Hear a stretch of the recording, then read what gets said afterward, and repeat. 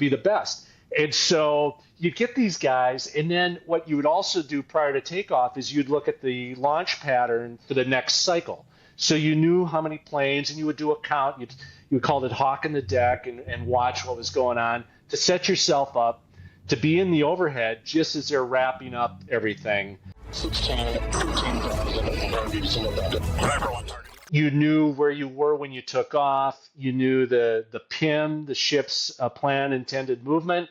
You knew on your cycle in an hour where the ship should be, and you could kind of find your way around using your onboard radar, paint the ship, and end up doing that. But you had to stay night current. And that in itself is now a whole big deal, because usually when you land aboard the boat at night, you've got a holding pattern with guys stacked up behind the ship, and everyone lets down one at a time under radar control. And the controller's talking to you, he's giving you directions and starting down on the glide slope, and you have instrumentation aboard the aircraft that's kind of like an ILS, right? Now, they wanted to kind of get rid of that as they're coming across. So it's like, okay, so since we can't put these guys it was called the Marshall stack, since we can't do that, how are we going to keep them night qualled? So the idea was they'd shoot you off the front end. You would time a certain amount going upwind. You would go crosswind, and you go downwind all on time, right, and turn your base and into final. And then the ship did have the ILS, for lack of a better term. It was needles at the time was the actual deal. They had it turned down. They could vary the amount of the output. So they had a limited ability to kind of keep it hidden as much as possible, but still give you some sort of ILS guidance at night to kind of get behind the boat in a position at 3/4 mile where you start doing it visually and talking to the LSO. So it's my turn to go do this thing. And I'm doing the pre-flight and walking out, and I notice there's like this there's a fog bank off the port side, right, on the left side of the ship. And, there's stars above us, but, there's clouds over to the left. And I know which way the relative wind's coming from, because the ship's got to turn into the wind to do the light. And it's going to be a left turn, and it's going to go. And I'm talking to the RIA, and I go, you don't think they'd be dumb enough to, turn into this fog bank or weather and launch us, do you? He goes, well, I don't know. But so we get in, and I remember on the cat stroke, because now we turned into the wind, and it's crappy weather. And I remember on the cat stroke, I actually said, because you're up hot mic, I said, this is the dumbest fucking thing I think I've ever done in my life, as we're going off. So we end up going off, and now the problem is it's not really a fog bank, it's a low overcast. And I think, and again, these may not be the exact numbers, but they maybe wanted us at 800 feet as we're flying this pattern around the ship, right? And they want you to keep the ship in sight. So now I got a decision to make with the reel. Are we going to go up through this, because the scud layer is at 400 feet, let's say. Are we going to stay at this lower altitude, or are we going to poke through, try to do it all on time, and hopefully end up behind the ship and come down on the ILS, and do it that way?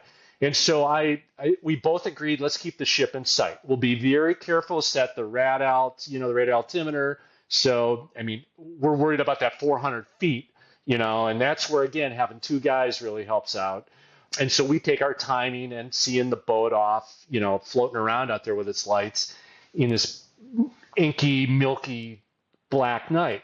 So take timing, come around, and roll in on the final approach bearing. And I'm a little bit right of course, and of course I'm low, because 800 feet is where I should have intercepted, but I'm going to have to drive in at 400 feet to intercept the glide path and come down.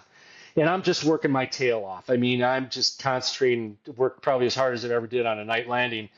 And all of a sudden, I'm like going, what the hell is the moon doing out, and why is it green of all things, as I'm flying like this, out of the peripheral vision?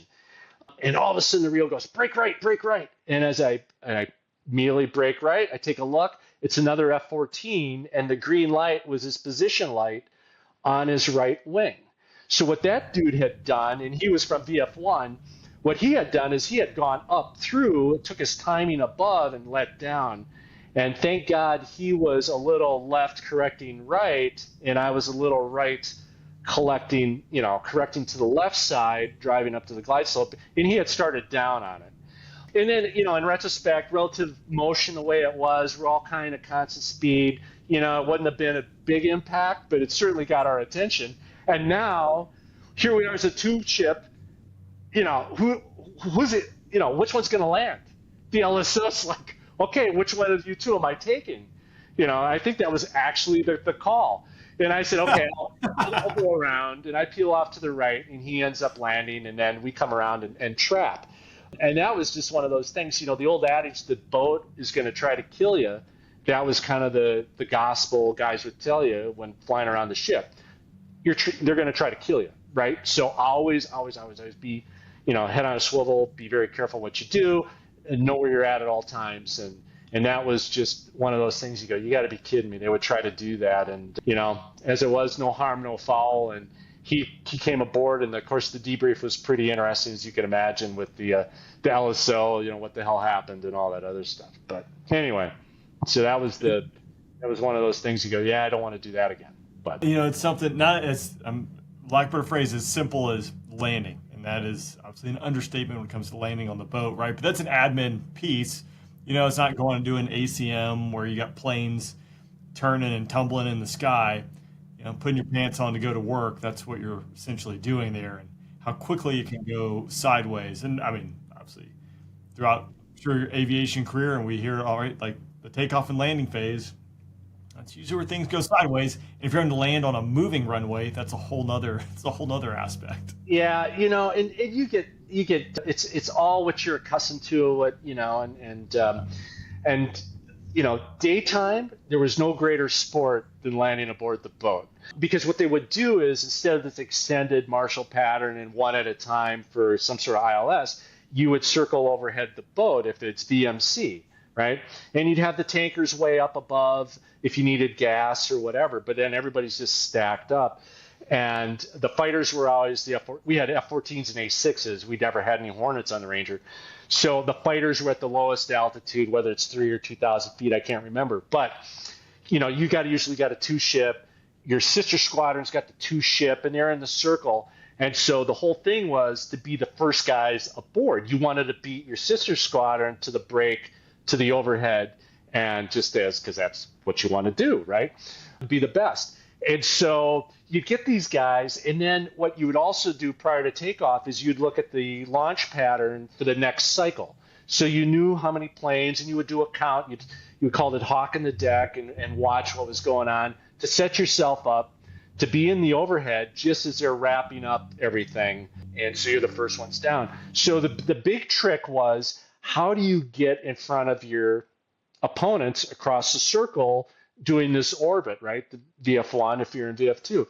So one of the things I used to do was, when I was the lead, I start inching back the throttle, right? And so whether you're start at 270 or 250, I get back to like 230. And now these guys end up behind you just because they don't see it soon enough. And now they're behind. So they're not going to cut across the circle in front of you, because that would be dangerous. They're kind of stuck where they are. So, and then the other thing, Rain, what you would do is, as you got more comfortable, there was an old adage, if your airspeed was greater than your altitude in the overhead, that's what you're looking for, right? Because the LSOs are out there. And man, if you could even be in a little afterburner at the time, that's even better.